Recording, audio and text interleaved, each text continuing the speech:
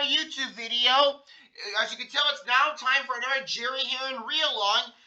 In honor of there being only 13 more days till Christmas, I'm going to read you all a true Christmas classic book. Based on a classic cartoon, it's also a classic book, Frosty the Snowman. And I'm sure everyone knows Frosty the Snowman. It is a true Christmas classic. Of course, everyone knows the song, Frosty the Snowman. That's a classic, and I grew up as a kid, and I still love it to this day. So I'm going to read all of you Frosty the Snowman. Man, I'm sure all of you watch Frosty the Snowman every Christmas, which I do too. So you know what? Let's not waste any time. Let's just start with the story. Frosty the Snowman. There's the front cover. Here is the inside towel. It's retold by Annie North Bedford, illustrated by Gene Chandler. Did I read the author who made this book? Well, it's made by A Little Golden Book. So you have those are the two authors. Inside towel. Let's go. About Frosty. Frosty the Snowman was born in 1950 as the subject of a record album.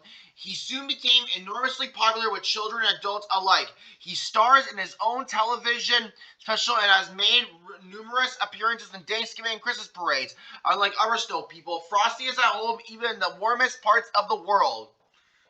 Let's begin with the story. Frosty the Snowman came to town one bright, cold winter day. The first real snow of the winter had fallen the night before. In the morning, out came the children, and they started to roll snowballs. Round and round in the snowy yard, they rolled the snowballs. Soon they had two fine big ones. Round and round the yard again, there was a smaller snowball, just the right size for a snowman's head. Billy and Sally found a broom and propped it up against the snowman. Tommy ran home and brought back an old scarf for the snowman to wear around his neck. Joe found two big buttons for the front of the snowman. Now we need a hat, said Sally. So all the children went off to see what they could find. Sally found an old cap, but it didn't look just right. Billy found a battered felt hat, but it still didn't seem right. Just then, down the street came the whistling wind. It blew a shiny top hat to their feet. Just what we need, cried Sally. It's like magic, said Tommy. Tommy picked up the shiny top hat and put it on the snowman's head. Zing! Tommy's hand sprang back with a shock. It is magic, he gasped.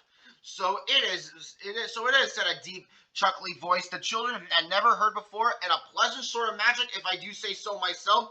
It's the snowman, whispered Sally, and so it was. Frosty the Snowman, at your service, he said. And that was how Frosty the Snowman came to life. If you've never had a snowman for a friend, you can't begin to imagine all the fun those children had. Frosty took them sledding and never had their sleds gone so swiftly and so far. Frosty helped them build a snow house and never had the blocks packed so firmly and so well. Then Frosty and the children all went ice skating. The magical part was that while they were with Frosty, the children could stay out and play in the snow and never get shivery cold. Was it Frosty's warm heart or his magical smile? Whatever it was, the children thought it was fine. The children thought it was fine. Each morning when the children came out to play, Frosty had a wonderful plan all set. One morning he said, let's go shopping today. I've never seen a store, you know. So they all joined hands and away they skipped off toward town. It was fun showing Frosty around. He thought every window was wonderful, especially the toy store. All around town, the children led Frosty that day while the warm wintry sun shone down. Soon they came to a corner, and around the corner came a warm, gusty wind. Off went Frosty's hat, and away went Frosty after it. Then tweet sang the traffic cop loud whistle. The children could not follow Frosty because traffic was streaming by, buses and trucks and cars. Tweet went the traffic cop's whistle again. The crossing stood empty, but there was no sign of Frosty. Only his top hat rolled down the street all by itself in the melting snow. Officer, Sally cried, where has Frosty the Snowman gone? Oh, said the police officer, Frosty the Snowman has gone away. Where all snowmen go on a sunny day. But he'll be back at your building and call whenever great heaps of snowflakes fall. And he will.